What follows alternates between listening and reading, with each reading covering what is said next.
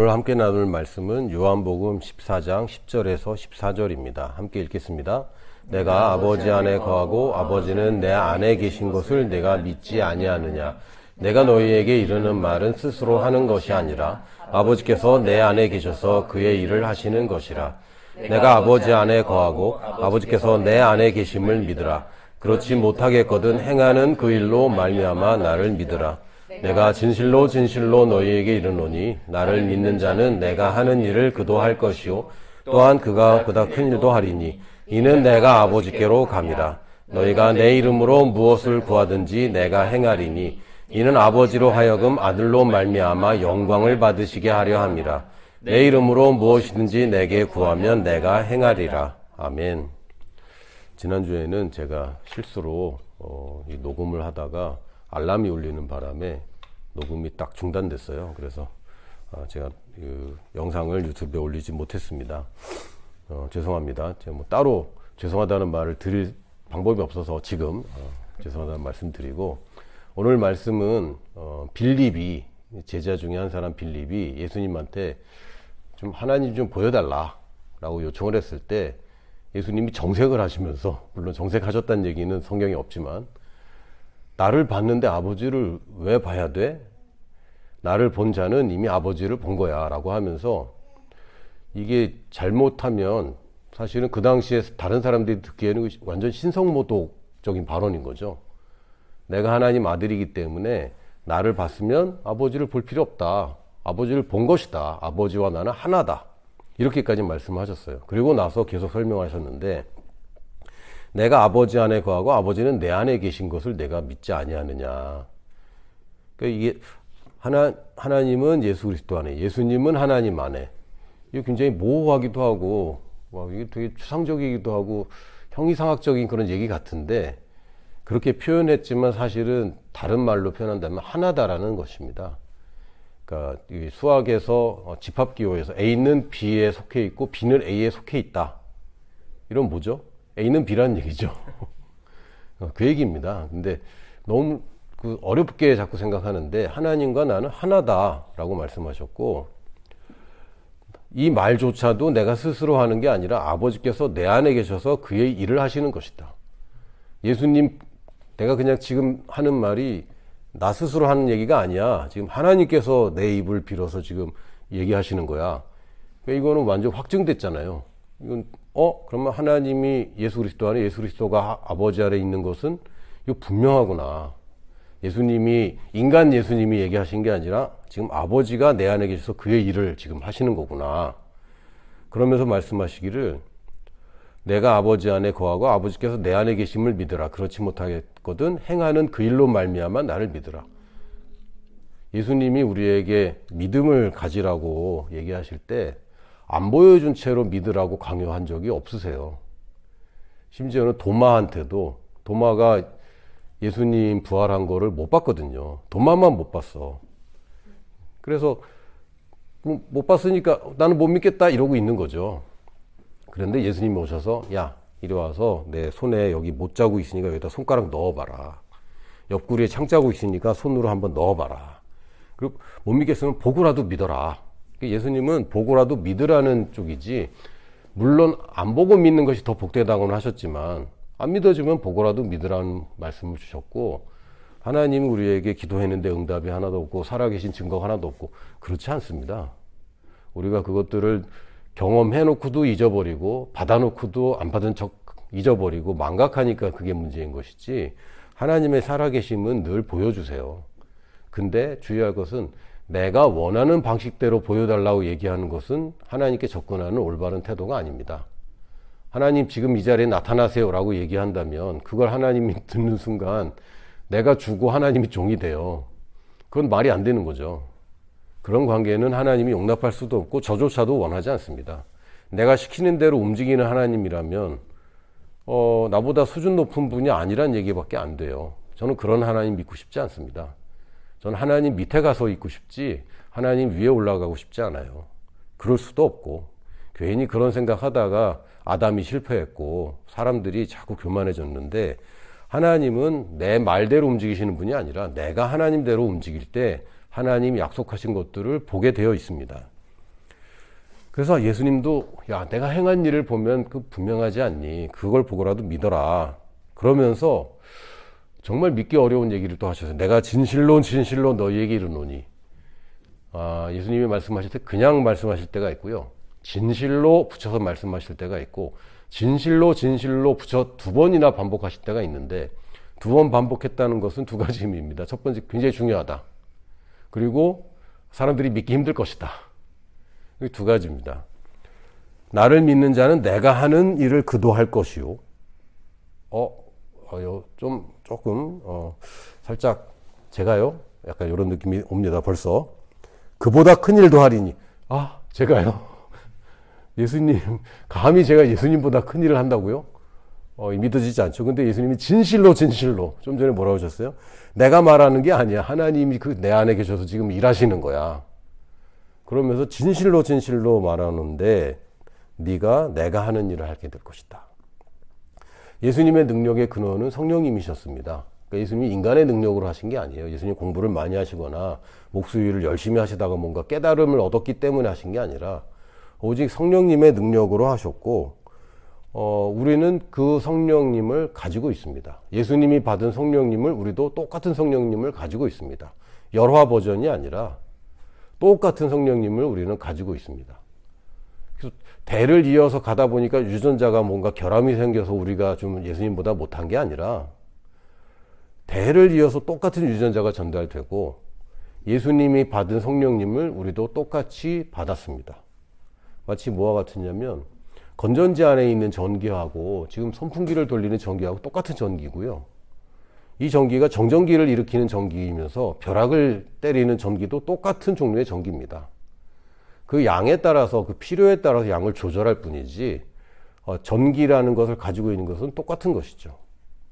그래서 콘센트에 꽂아서 우리가 충전지를 충전하고 이 충전지에 저장된 걸로 또 핸드폰을 저장하고, 이 다른 종류라면 이게 사용할 수가 없겠죠. 근데 이것은 같은 종류입니다. 휘발유차에다 경유 넣으면 안 되잖아요.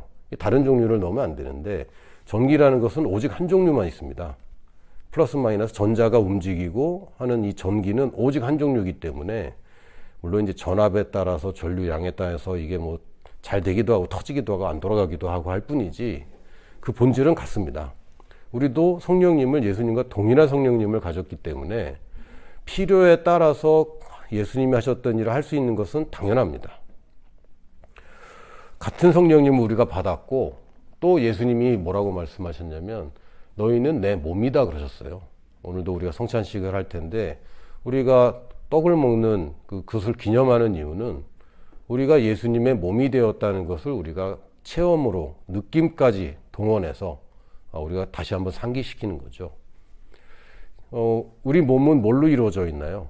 물론 최초의 몸은 엄마의 난자가 주로 이루어집니다. 아빠의 정자는 그냥 유전자만 전달할 뿐이고요. 거의 몸을 이루지는 않습니다. 엄마의 난자가 하나의 세포가 이제 시작되긴 하지만 그 이후로 이루는 몸들은요, 다 먹은 거예요. 내가 뭘 먹은지가 지금 내 몸을 구성하고 있는 겁니다. 우리 선한이를 볼 때마다 아니, 먹은 게 다 어떻게 저렇게 살도 가나 싶을 정도로 쑥쑥 크고 있는데, 저 몸은 먹은 거에서 온 거지 어디서 딴 데서 온 게 아니에요. 땅에서 식물들처럼 뿌리에서 흡수한 것도 아니고 먹은 것이 내 몸이 되는 겁니다. 그걸 상징하는 것이 우리 성찬식이에요. 내가 예수님의 몸을 먹었기 때문에 내 몸은 예수님의 몸으로 이루어지는 거죠. 그 정도로 예수님이 강조하셨는데, 에베소서 1장 20절에서 23절에 보니까 그의 능력이 그리스도 안에서 역사하사 죽은 자들 가운데서 다시 살리시고, 그의 능력은 성령님의 능력입니다.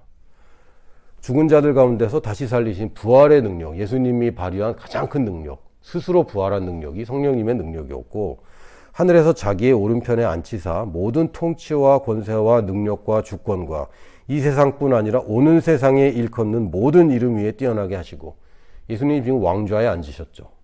하나님 보좌에 앉으신 건 아닙니다. 하나님 보좌는 하나님만 앉는 자리고요. 예수님은 인간의 왕이 앉는 자리에, 원래 아담이 앉았어야 되는 하나님의 보좌에 앉는 게 아니라 보좌 우편에 앉아 계십니다. 그러면서 모든 이름 위에 뛰어난 이름을 가지셨고, 또 만물을 그의 발 아래에 복종하게 하시고, 그를 만물 위에 교회의 머리로 삼으셨느니라. 교회는 만물과 예수님 사이에 있네요. 교회는 예수님의 몸된 교회는 예수님의 발 아래 만물이 있기 때문에 머리가 예수님이 되셨고 몸이 교회이기 때문에 이 교회 또한 만물 위에 존재하게 됩니다. 교회는 그의 몸이니 만물 안에서 만물을 충만하게 하시는 이의 충만함이니라.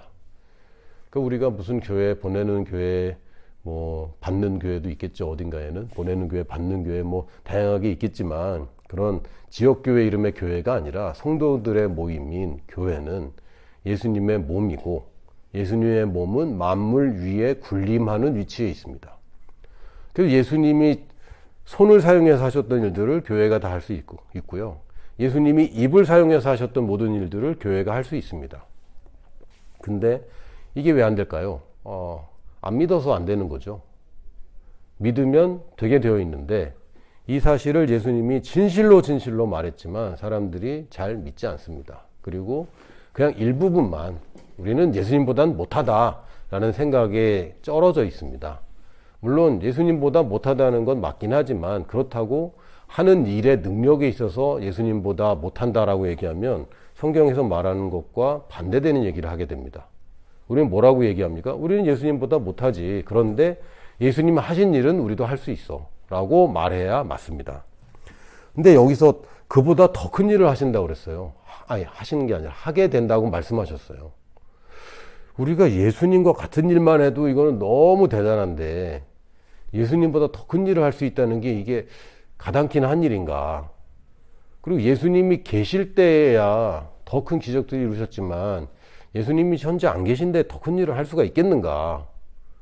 근데 성경은 예수님은 우리 보고 더 큰 일을 하게 될 거라고 말씀하셨습니다.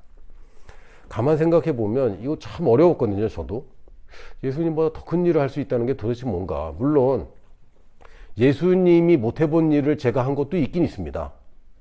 저는 지하철 타봤어요. 예수님은 못 타보셨죠. 그리고 저는 결혼해서 아이를 넷 가져봤어요. 예수님은 못 해보셨죠. 근데 이거 얘기하는 건 아닌 것 같은데, 이런 거 얘기하는 건 아닌 것 같은데, 예수님은 33살에 돌아가셨어요. 저는 지금 52입니다. 예수님보다 오래 살았으니까 더 큰 일을 했다. 이건 아닌 것 같은데 도대체 더 큰 일을 할 수 있는 게 뭘까? 근데 예수님이 근거를 얘기하신 게 뭐냐면요. 내가 아버지께로 가기 때문에 너희들이 더 큰 일을 할 수 있어. 아니, 계셔야지 더 큰 일을 할 것 같은데.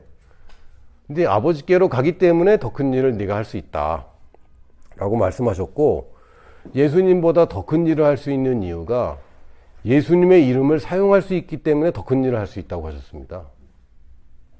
이게 도대체 뭔가? 이거랑 비슷해요. 한 나라를 세우기 위해서 스스로 나라를 세우는 것과 세워진 나라에서 왕을 대신해서 다스리는 것, 어떤 게 더 어렵고 어떤 게 더 쉬울까요? 아무도 없는 지금 나라가 이미 있을지도 몰라요. 어쩌면 사실은 나라가 이미 있습니다. 누군가 왕이 있어요. 근데 내가 단독으로 시작해서 왕이 돼. 이 나라를 무너뜨리고 내가 왕이 돼. 이거는 어마어마한 업적 아닙니까? 있는 나라를 무너뜨리고 왕이 된다. 우리가 뭐 왕들 다 기억은 못해도 뭐 고려의 왕건이나 조선의 이성계 이건 다 기억하고 있지 않습니까? 이건 뭐 대단한 일이거든요. 물론 그 나라가 적대국까지는 아니었지만 그 나라의 사람이었지만 어쨌든 그냥 없는 곳에서 맨몸으로 나라를 일으킨다는 것은 대단한 일입니다. 그리고 이거는 쉬운 일이 아니고요. 왕이 초창기부터 그 나라의 모든 분야를 잘 다스린다. 이거는 불가능한 일입니다. 굉장히 구멍도 많고 보완해야 될 부분도 많죠. 이건 대대로 가면서 이제 발전하게 되는 것이고, 이스라엘 같은 경우도 사울이 초대 왕이긴 하지만 전성기는 사울 때가 아닙니다. 솔로몬 때입니다. 조선도 전성기는 태조 이성계 때가 아니죠. 제가 볼 때는 세종 때나 이럴 때 전성기가 됩니다. 그러니까 그때에 꽃피울 수가 없어요. 왜냐하면 나라를 세우느라고 온 전심전력을 다해야 되기 때문에 나라 세우는 것까지가 이 왕이 업적이고 그 다음에 발전시키고 나라를 골고루 잘 통치하는 것은 그 왕이 아니라 그 다음 후대의 업적입니다. 그렇게 보면 그렇지, 예수님은 지금 아무도 없는 곳, 하나님의 자녀라고는 아무도 없는 곳에서 혼자 왕국을 일으키셨죠. 아무도 없는 데서 혼자 생명을 시작하셨고, 그리고 3년 반을 사역하시고 지금 부활하셨을 뿐만 아니라 하나님 우편에 앉아 계십니다. 그러면서 예수님 혼자서 하던 일을 이제는 우리가 힘을 합쳐서 할 수 있는 시대가 된 거예요. 그러니까 이게 훨씬 더 유리해지는 거죠. 예수님만 혼자 일하시던 시대가 아니라 예수님이 일하시는데 우리 각 사람들, 한 사람 한 사람들을 다 통해서 연합해서 함께 일하시기 때문에 이제 우리가 더 큰 일을 할 수 있는 겁니다. 나 혼자는 예수님보다 더 큰 일을 하는 게 어려울지 모르겠지만 우리 교회는 예수님이 하신 일보다 더 큰 일을 할 수 있다라고 말해야 정상적이고 성경적인 발언이 되는 겁니다. 그렇군요. 로마서 8장 34절에 보니까 누가 정죄하리요? 죽으실 뿐 아니라 다시 살아나신 이는 그리스도 예수시니 그는 하나님 우편에 계신 자요 우리를 위하여 간구하시는 자시니라. 예수님은 도와주는 사람 정말 없었거든요. 물론 제자도 있었고 따라다니는 사람들도 꽤 있었지만 실제 예수님이 가장 필요할 때는 다 배신했단 말이에요. 근데 우리는 배신할 걱정이 없는 분이 우리와 함께 계세요. 그리고 이분의 권세는 흔들릴 리가 없어. 이분의 왕권이 더 이상 무너질 수가 없습니다. 그러니까 우리는 힘의 근원, 권세의 근원을 유지한 채 우리는 이 땅에서 충분히 예수님이 하신 일보다 더 큰 일을 할 수 있게 된 거죠. 예수님이 하신 일은 이걸 시작하시는 일을 하신 것이고 우리는 그 시작은 이미 됐고 왕권이 완성되었기 때문에 그 왕의 힘을 빌어서 왕이 하고자 했던 일들을, 더 큰 일들을 우리는 마음껏 할 수 있게 되었습니다. 그래서 우리는 이제 생각을 바꿔야 돼요. 나는 예수님이 하신 일을 할 수 있는 사람이야. 그리고 우리가 예수님보다 더 큰 일을 해야 되는 교회야. 라고 말하기 시작해야 됩니다. 근데 목사님, 제가 기도했는데, 예수님의 이름으로 기도합니다. 분명히 했는데, 안 됐을 때가 참 많이 있단 말이죠. 그럼 하나님의 말씀이 잘못됐는가? 그건 아니란 말이에요. 그러면 내가 진짜 제대로 잘 믿었는가? 내 믿음이 존재했는가? 아니면 내가 작은 믿음을 가지고 있었지만 그것을 내가 무효화시켰는가? 이걸 꼭 살펴봐야 됩니다. 요한복음 115장이 아니라 잘 못한데 15장 7절에서 8절에 보면 너희가 내 안에 거하고 내 말이 너희 안에 거하면, 아까의 그 집합기호랑 똑같은 얘기를 또 하셨죠. 너희가 내 안에 거하고, 너희가 나의 생명에 붙어 있고 가지가 포도나무에 붙어 있는 것처럼 너희가 하나님의 자녀의 가족이 되었고 하나님의 아들과 딸이 되었고 내 말이 너희 안에 거하면, 즉 하나님의 말씀이 내 생각을 지배하면 무엇이든지 원하는 대로 구하라.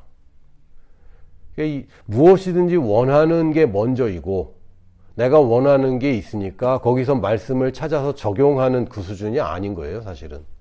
하나님의 말씀을 내 생각에 집어넣다 보니까 하나님이 원하는 걸 나도 원하고 있는 수준. 요게 말씀이 우리 안에 거하는 겁니다. 근데 착각하지 마세요. 그렇다고 내가 이 땅에서 풍족하게 사는 거, 그게 하나님 말씀이고 뜻입니다. 이 땅에서 건강을 유지하고 건강하게 활동적으로 하나님의 일을 하는 것, 이거 하나님의 뜻이고 하나님의 말씀입니다. 근데 이것만 쫓아가면 곤란해질 뿐이죠. 왜? 그럼 하나님 말씀 중에 부분이니까. 그래서 하나님 말씀을 우리가 내 생각이 하나님 말씀대로 되도록 하는 작업을 충분히 하시고, 그것이 완성된 다음에나 된다는 건 아닙니다. 왜요? 우리에게 필요한 믿음은 아주 작은 믿음인데 가끔 하나님의 믿음과 배치되는 사상을 가지고 또는 그런 욕망이나 두려움을 가지고 기도하면서 믿음이라고 요구하기 때문에 이게 문제인 거지, 하나님께서 요구하신 믿음은 작은 믿음입니다. 그러면 무엇이든지 원하는 대로 구하라. 그리하면 이루리라. 너희가 열매를 많이 맺으면 내 아버지께서 영광을 받으실 것이요. 하나님은 우리가 열매 없이 있을 때 영광 받으시는 분이 아니라 내가 하나님의 뜻대로 말씀대로 말하고 기도하고 해서 그 결과를 가지게 되면 그걸로 아버지가 영광을 받으시는 겁니다. 하나님은 내가 실패할 때 영광 받으시는 게 아닙니다. 내가 하나님 앞에서 기도하고 하나님 말씀대로 행해서 성공하면 하나님 영광 받으시는 거죠. 그것이 이 세상에서 좋은 것으로 나타나지 나쁜 것으로 나타나지 않습니다. 근데 우리가 눈에 볼 수 없고 알 수 없는 하나님의 더 큰 계획에서 어떻게 보면 이 사람이 좋은 것을 못 누리는 것 같고, 이 사람이 좋은 것을 포기해야 되는 것 같고, 어떤 면에서는 또 순교도 가끔 우리가 보고 듣고 하다 보니까 아, 저렇게 해야지 하나님 영광 받으시는구나 라고 착각하는데, 아니요, 그렇지 않습니다. 우리가 하나님 안에 거하고, 즉 우리가 예수 그리스도 안에 거하고, 즉 우리가 새 생명을 얻고, 그 말씀이 우리 안에 거하면 무엇인지 원하는 대로 구하면 그대로 되고, 그렇게 되면 열매를 많이 맺게 되는 거고요. 그럴 때 하나님이 기뻐하시고 영광 받으시는 겁니다. 그리고 그 사람을 가리켜 우리는 제자라고 부릅니다. 그러니까 제자는 제자 훈련 많이 받고 빡세게 훈련하고 월급도 못 받으면서 전도사 생활하고, 죄송합니다. 저도 그렇게 하긴 했지만 제가 처음으로 사역하면서 받은 월급이 50만 원이에요. 굉장히 많이 받은 겁니다. 제 친구들은 30만 원 받았거든요. 파타임으로 일하는데 50만 원 받았고요. 나중에 이제 풀타임을 했을 때는 기억이 잘 안 나요. 기억이 잘 안 나는데 하여튼 제가 친구 어머니가 돌아가셔서 제가 전도사 시절에 그 대학교 졸업하고 10년 만에 만난 적이 있어요. 애들 하는 얘기가 딱 이제 어머니 돌아가셨으니까 대학 동창들이 막 모였는데 제 주위에는 집사님들이 앉고 여기는 술 안 먹는 테이블, 저쪽은 이제 술 먹는 테이블, 이렇게 딱 그냥 싹 갈라지더라고요. 근데 하는 얘기는 다 똑같아. 집 샀니? 어디 샀니? 너 연봉 얼마냐? 거기 지금 사람 뽑냐? 이직이 가능할까? 뭐 이런 얘기 하는데 그때 연봉이 그러니까 제 애들 그 수입이 저희 한 5배 정도 되더라고요. 뭐 지금도 그럴 것 같지는 않은데 어쨌든 그 당시에 제가 받는 돈이 내 친구들보다 5분의 1밖에 안 받더라고요. 그래서 살짝 이게 뭐지? 라는 생각을 좀 하긴 했지만, 그렇다고 제가 뭐 부족한 적이 한 번도 없어요. 제 인생에서 돈이 모자랄 수 있겠다라는 생각은 해봤지만 진짜 모자란 적은 단 한 번도 없어요. 근데 마치 그렇게 고생하고 돈 적게 받고 가난하게 살고 없이 살고 이래야 하나님 영광 받으신다, 그거 아닙니다. 하나님은 풍족하게 주시는 분이다라고 할 때 하나님이 그렇지, 나는 그렇지, 하나님을 상 주시는 분이라고 믿어야지 하나님 영광 받으시는 거지. 하나님 쫀쫀하시다, 내가 그 돈에 욕심에 빠질까봐 참 나를 안 주시는구나, 이거는 하나님 기쁘시게 하는 게 아닙니다. 우리 아빠가 용돈 잘 주는 분이야, 우리 아빠 부자야 라고 할 때 아빠가 흐뭇하지, 우리 아빠 돈이 없어서 내가 학원을 다니면 안 되겠어, 아빠를 마음 아프게 하는 거죠. 이건 잘못 생각하는 겁니다. 하나님 풍족하신 분입니다. 그런데 사도 바울처럼 내가 필요에 의해서, 예수님은 뭐 할 수 없어서 이스라엘 땅에 걸어 다니셨나요? 예수님 자동차 만들어서 다니셔도 됐을 것 같은데. 근데 그렇게 하면 더 이상한 거죠. 성육신이라는 것은 그 사람들을 얻기 위해서 그 사람들처럼 될 뿐입니다. 그런 일들이 그 사람을 얻기 위해서 그렇게 하는 것이지, 절대로 하나님이 부족하셔서 또는 가난하게 사는 것을 겸손하게 살도록 하나님이 그렇게 장치들을 마련하고 하시는 게 아닙니다. 물론 사람이 돈에 욕심을 갖다가 결국 말씀이 내 안에 거하는 수준에서 벗어나 버리면 그때 돼서 아이쿠 잘못됐구나 라고 돌아오는 경우들이 있지만, 하나님이 내 거를 돈을 뺏어갈 일도 없고요, 여러분을 가난하게 만들 이유가 없습니다. 이 작은 믿음조차 내가 없구나, 혹은 작은 믿음인데 불신은 더 크구나, 두려움을 내가 가지고 있구나, 요게 지금 이 성장을 방해하고 있구나, 이런 것들을 발견하고 회개하고 돌아와서 하나님께 영광 돌리는 삶을 사는 것이지, 하나님이 여러분을 가혹하게 훈련시키는 분이 아닙니다. 그래서 제자라는 것은 열매를 많이 맺으면 제자가 되는 것이지, 내가 뭐 훈련을 많이 받았다고, 신학교 나왔다고, 모든 걸 다 버렸다고 제자가 되는 게 아닙니다. 제자는 열매를 많이 맺는 사람입니다. 내 이름으로 무엇이든지 구하라, 예수님이 하셨는데, 저도 이제 어른이 되고 보니까 이 인감이라는 게 얼마나 중요한지 이제 느끼게 돼요. 근데 예수님이 나한테 인감 도장을 준 거예요. 내 이름으로 뭐든지 구해라. 마치 카드를 나한테 딱 준 것처럼. 제가 한 번은 저희 아이들이 이제 학원에 가서 이제 학원비를 결제를 할 때가 있어요. 카드를 줬는데 그냥 가만히 있었는데 나중에 보니까 편의점에서 쓴 게 찍힌 거죠. 이거 뭐지? 난 분명 학원비 내라고 줬는데 편의점에서 쓴 게 찍힌 거죠. 그래서 살짝 제 아들을 의심한 적이 있었는데 나중에 기억을 더듬으니까 내가 썼더라고요.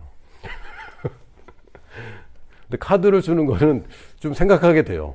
내가 현금을 얼만큼 딱 주는 거는 얘가 어디다 쓸, 아니 뭐 학원비가 26만 원이라 26만 원 줬는데 딱 신경 쓸 게 없죠. 근데 학원비 20만 원인데 내 신용카드를 줬다. 이거는 신경이 좀 쓰여. 한 번은 얘가 또 지갑을 잃어버렸는데 내 카드가 거기 들어있는데 엄청 신경 써요. 근데 결국 집에서 찾았는데 하여튼 예수님은 날 뭘 믿고 이 이름을 주셨지? 이거는 천국의 신용카드를 나한테 준 거랑 마찬가지 아닙니까? 이건 신용카드 수준이 아니라 전권을 나한테 준 거예요. 인감도장을 준 겁니다. 이 재산을 내가 어떻게 하든 내 맘이야 이제. 이미 받았기 때문에 내 마음대로 써도 돼. 와, 근데 그러면 안 되죠. 왜? 대리인으로서 위임을 한 겁니다. 그래서 우리가 주님의 뜻대로 할 책임이 있는 거예요. 이걸 벗어나면서 이걸 휘두른다면 이거는 첫 번째, 나한테 좋지 않아요. 나한테 좋지 않아요. 하나님이 나한테 이걸 주실 때 나를 위험에 빠뜨리게 하고 싶지 않은 거예요. 그래서 하지 말라고 하는 것이지, 솔직히 말하면 내가 학원비 20만 원 내라고 카드를 줬는데 그거 가지고 편의점 가서 삼각김밥 하나 사 먹어가지고 제가 뭐라고 하겠습니까? 절대 안 하죠. 근데 얘가 말없이 자꾸 그렇게 하면 얘는 일종의 도둑질이잖아요. 그러면 안 되거든. 아니, 아빠가 사업하는데 애가 밥 먹고 싶다고 그래서 법인카드로 자기 뭐 아이스크림 하나 사 먹었어. 우리 직원이. 그런다고 제가 그거 가지고 뭐라고 그러겠습니까? 그럴 수 있지. 근데 말을 안 하고 슬금슬금 하면 그건 제가 이 아이를 위해서, 이 직원을 위해서 그렇게 하면 안 된다고 얘기를 해줘야 되는 거죠. 그렇게 하지 말고 얘기를 해라. 괜찮다. 라고 얘기를 하는 게 맞는 거지. 그냥 뭐 쓰든지 말든지 내버려 둔다. 그거는 잘못된 거죠. 이거 횡령인데. 그러면 안 되는 겁니다. 1,000원, 2,000원이 뭐 그게 얼마나 돼. 근데 그게 중요한 게 아니고 이게 더 커질까봐 그것 때문에 하지 말라고 하는 것이지. 사실 하나님은 저보다도 훨씬 풍족하신 분이고요. 마음이 넓으신 분입니다. 째째한 분이 아니에요. 그래서 맨날 회개할 거리 찾고 막 진정으로 회개했냐 이거 가지고 할 게 아니라 우리는 잘못한 것만 자꾸 쳐다볼 게 아니고요. 어떻게 하면 더 잘할까? 이쪽을 바라보는 것입니다. 주님의 뜻대로라는 것은 목적과 방법을 주님의 말씀에 맞추는 거죠. 그렇게 되면은 내가 예수님의 이름을 맘 놓고 사용해도 되는 거예요. 예수님이 시킨 일만 할 게 아니라 예수님이 안 시켰는데도 이거 하면 좋아하는 겁니다. 저도 만약에 야, 학원비 하고 너 뭐 먹고 싶은 거 사 먹어. 그런데 얘가 뭐 사 먹었다. 그리고 굳이 아빠 이거 먹어도 돼? 얘기할 필요 없죠. 왜? 사 먹기도 해도 된다고 얘기했으면 그 안에서 마음 놓고 써도 되는 겁니다. 이미 위임장도 써주셨습니다. 인감도장만 내가 어디서 몰래 가져온 게 아니고요. 위임장까지 써주셨어요. 말씀에 내 이름으로 무엇이든지 내게 구하면 내가 행하리라. 누가 한다고요? 예수님이 한다고요. 그리고 착각하는 게 내가 하는 일을 예수님이 돕는다. 아닙니다. 예수님 이름으로 기도한다는 얘기는 예수님이 하는 겁니다. 그 위임이라는 건 그런 거잖아요.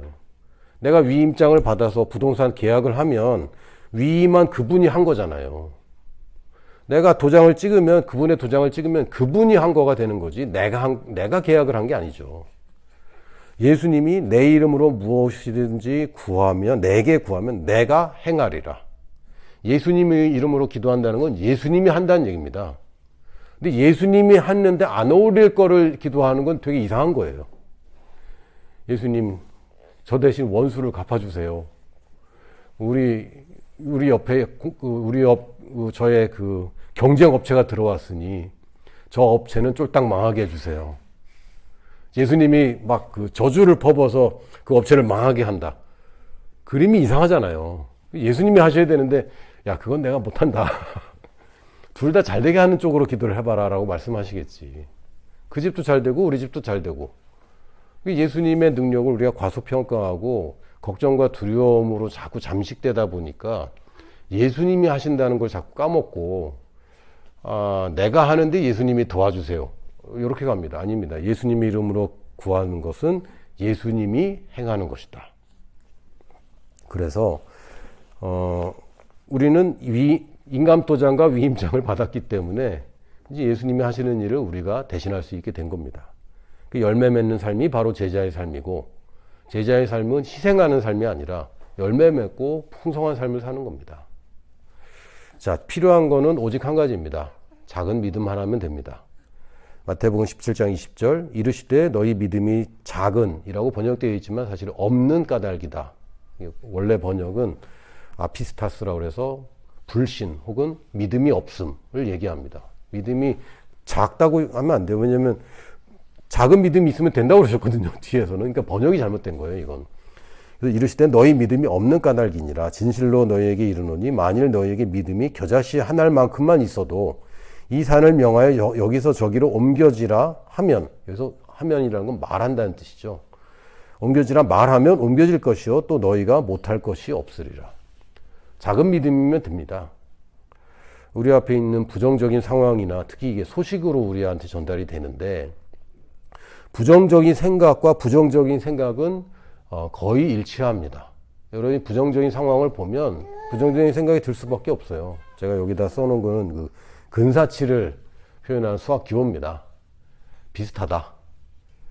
그러니까 부정적인 상황이 꼭 부정적인 생각을 일으키지는 않습니다만, 물가가 오른다. 부자들까지 걱정하지는 않아요. 왜? 부자들은 결국 자기 매출도 오르는 거 아닙니까? 자기 자산이 오르는 거기 때문에 부동산이 오른다. 아파트 값이 오른다. 아파트 없는 사람은 이게 부정적인 소식이지만 아파트 많이 가진 사람은 희소식인 거죠. 그래서 모든 부정적인 상황에 모든 부정적인 생각이 드는 건 아니지만 거의 비슷합니다. 여러분이 나쁜 소식을 들으면, 나쁜 말 들으면 나쁜 생각 듭니다. 사람은 듣는 대로 생각하게 돼 있어요. 들리면 생각을 안 할 수가 없어요. 이거 무슨 뇌의 무슨 원리라고 그랬는데, 코끼리 생각하지 마세요. 그런 순간 벌써 코끼리 생각하고 있는 거죠. 그래서 부정적인 말이 들리기만 하면 일단 생각은 작동됩니다. 그런데 그것이 부정적인 말로 이어지지 않게 할 수 있어요. 요게 우리 인간만이 가진 능력입니다. 개는 배고프면 배고픈 티를 내요. 물론 훈련을 많이 받으면 먹는 걸 참을 수는 있어요. 그러나 배고픈 티는 계속 내는 거죠. 그러나 인간은요, 이게 하나님이 주신 믿음이라는 능력인데 이거를 아주 희한하게 참 창의적으로 적용한 게 연기입니다. 자기가 아닌데 맞는 척 하잖아요. 자기가 살인자가 아닌데 살인자인 척하고, 자기가 그 경찰이 아닌데 경찰인 척하고 연기를 하고 있잖아요. 그게 뭐 다른 나쁘게 쓰이면 이게 거짓말이라는 능력이 돼버리는데, 인간은 하나님이 주신 듣고 생각하는 것과 말하는 것을 차단할 수 있어요. 그 내 느낌과 내 생각과 상관없이 다른 말을 할 수 있는 능력이 있습니다. 아, 나 머리 했는데 망했어. 아니야, 예뻐. 할 수 있단 말이죠, 우리가. 그렇죠? 왜? 내가 이렇게 얘기하니까 기분 나빠? 아니요, 괜찮은데요? 할 수 있어요. 우리 기분과 전혀 다르게 연기할 수 있는 능력이 있는데, 이 연기나 거짓말은 하나님이 주신 능력을 좀 다르게 사용하는 거고, 원래는 어디 사용하러 주신 거냐면 믿음이라는 것입니다, 이게. 그러니까 믿음이 별게 아니고요, 내 생각과 상관없이 사실을 말할 수 있는 능력이에요. 근데 사람들은 보는 게 사실이라고 생각해. 그러나 우리 믿는 사람들은 하나님의 말씀이 사실인 거죠. 보이는 거는 굉장히 어렵지. 그러나 하나님의 말씀에 내가 너를 떠나지도 않고 버리지도 않겠다라고 말씀하셨기 때문에 그게 사실인 겁니다. 내 앞에 있는 산이 사실이라고 얘기하는데, 겨자씨만한 믿음만 있으면 저 산더러 명하여 움직여라 하면 옮겨지는 것, 요게 우리에게 사실입니다. 그래서 그 사실대로 말하는 거예요. 아니, 사실이 아닌데 말하는 게 자꾸 거짓말 같아요. 아니, 하나님의 말씀이 사실이에요. 하나님이 빛이 없을 때 빛이 있으라라고 했을 때 빛이 생겼습니다. 그러면 뭐가 사실입니까? 여전히 어둠 가운데 있는 게 사실이 아니라 빛이 있는 게 사실인 겁니다. 왜? 말씀대로 되기 때문에. 하나님은 그런 능력이 있고, 예수님이 하나님과 한 분이 되셔서 그런 능력을 가졌고, 이제는 예수님이 나와 한 사람이 되어서 이제는 내가 예수님이 행하도록 내가 일할 수 있습니다. 그래서 내가 말하는 대로 예수님이 이런 말하기만 하면 된다는 것이 사실입니다. 그래서 우리가 그대로 말할 수 있는 거예요. 아까 뭐 제가 월급 얘기도 했지만, 재정적인 위기가 올 수 있어요. 인생을 살다 보면 물론 저보다 심한 재정적인 위기를 겪으신 분들도 있고 또 저보다 약한 그 뭐 사람마다 그 경중을 어떻게 따지겠습니까만 저도 앞으로 먹고 살 게 걱정이 돼서 잠이 안 오던 시절이 있었거든요. 아파서 뭐 걱정될 때도 있지만 제가 딸린 식구들이 있다 보니까 이렇게 되다가는 당장 위기는 당장 진짜 먹고 살 게 없던 적은 한 번도 없어요. 근데 굉장히 심각하게 걱정한 적이 있었거든요. 그래서 그때 제가 재정에 대한 믿음이 한 차원 더 발전하는 계기가 됐습니다. 제가 한 일은 별거 아니에요. 포스트잇에다가 하나님 말씀을 인쇄했어요. 손으로 쓸까 하다가 손으로 쓰기면은 여러 장 쓰기 힘들 것 같아서 포스트잇을 A4지에다 붙인 다음에 그 포스트잇 붙은 A4지를 프린터에 넣어버렸죠. 위치를 잘 잡아서. 그래서 여러 장을 인쇄했어요. 일단 양으로 승부하자. 작은 믿음이면 되니까 일단 작게만 생기기만 하면 된다 라고 해서 생기게 하려면 말씀을 듣든지 내가 읽어서 듣게 하든지 어쨌든 내 귀에 들리기만 하면 되니까 내가 읽어주는 거죠. 그래서 내가 일단 시선이 머무는 데다 다 붙여버렸어요. 제가 커피 만드는 제 베란다에 커피 시설이 있거든요. 거기다 붙여놓고 거기 앉아서 커피 내릴 때 기다려야 되니까 거기 붙여놓고 운전할 때도 보라고 차에도 붙여놓고 옷장 열고 옷장에 붙여놓고 일단 내 시선이 머물러야 되는 데다가 다 붙여놓고 계속 그것을 읽기 시작했죠. 언제까지? 그게 안 봐도 내 입에서 나올 때까지. 그냥 그렇게만 했습니다. 그럼 부정적인 상황이 바로 없어졌냐? 아니요. 부정적인 생각이 안 드냐? 계속 듭니다. 근데 똑바로 사실대로 말하는 양을 늘려버렸어요. 그리고 얼마 안 있다가 재정적인 위기가 너무 쉽게 풀려버렸어요. 이렇게 된다고? 뭐지? 전혀 기대하지 않았는데 하나님은 나를 놀라게 하는 걸 좋아하시는 것 같아. 내가 기대하고 계획하던 거는 아무것도 안 되고요. 내가 전혀 기대하지 못한 데서 그 재정적인 문제가 그냥 풀려버렸어요. 하루에 그냥 풀려버렸고 앞으로도 저는 위기가 올 수도 있다고 생각합니다. 그러나 위기가 온다고 해서 제가 넘어질 거라고 생각이 안 들어요. 왜? 방법을 알거든요. 방법을 알고 내가 해봤고 이제는 산이 도봉산 정도 옮기면 그 다음에 뭐 태백산 옮기는 건 똑같은 거예요. 원리는. 근데 이제 그거 한 번을 안 해본 분들은 첫 번째는 아직 먹고 살만한가 보다. 아니면 여전히 믿음보다 불신이 큰 사람들, 그런 경우에는 믿음을 다루고 불신을 같이 다뤄줘야 됩니다. 한쪽만 자꾸 늘리지만 구멍이 뚫려 있으면 이게 새버리니까 내가 어디서 이렇게 나쁜 생각을 많이 하고 나쁜 말을 많이 하는가 살펴보시고, 누군가를 만나서 자꾸 부정적인 얘기를 듣는다면 여러분 한 달이나 두 달 정도 그 사람 만나지 마세요. 배우자가 그러면 좀 곤란하긴 하지만 어쨌든 말을 안 듣는 거를 좀 해야 됩니다. 왜냐면 그리고 저 같은 경우는 뉴스를 안 봤거든요. 두 달, 세 달 동안 뉴스를 아예 안 봤어요. 왜? 좋은 소식은 하나님 말씀에만 굿 뉴스가 있고요. 네이버 뉴스는 배드 뉴스만 있어요. 네이버가 배드란 얘기가 아니라 모든 뉴스가 다 배드 뉴스로 가득 차 있습니다. 그래서 물론 내 재정에 관련된 뭐 나쁜 뉴스는 별로 없지만 그래도 어쨌든 나쁜 뉴스 듣는 거를 제가 딱 차단을 해버렸어요. 여러분이 어떤 문제가 그냥 소소하지 않고 좀 결정적인 문제들이라면 여러분이 결단하고 이걸 믿음으로 넘어가는 거를 해야 됩니다. 특히 재정에 대한 위기나 건강에 대한 위기는 굉장히 심각한 위기들이거든요. 그래서 그런 위기가 오기 전에 먼저 믿음을 잘 키워놓는 것이 가장 좋고요. 그럼에도 불구하고 지금 산이 하나가 보인다면 그 산이 가까워서 압도되기 전에, 산은 내 앞에 올수록 점점 더 커지거든요. 그래서 압도되기 전에 빨리 작은 믿음들을 어떻게든 키워서 여러분들이 산을 움직인다는 게 이런 거구나, 이렇게 쉽게 되는구나, 내 능력으로는 안 되는 건데 예수님의 능력으로 이렇게 쉽게 되는구나 라는 것을 체험하시길 바랍니다. 믿음은 별거 아닙니다. 뭐라고요? 사실대로 말할 수 있는 능력입니다. 사실은 뭡니까? 하나님의 말씀이 사실입니다. 아멘. 꽉 붙잡으시기 바랍니다.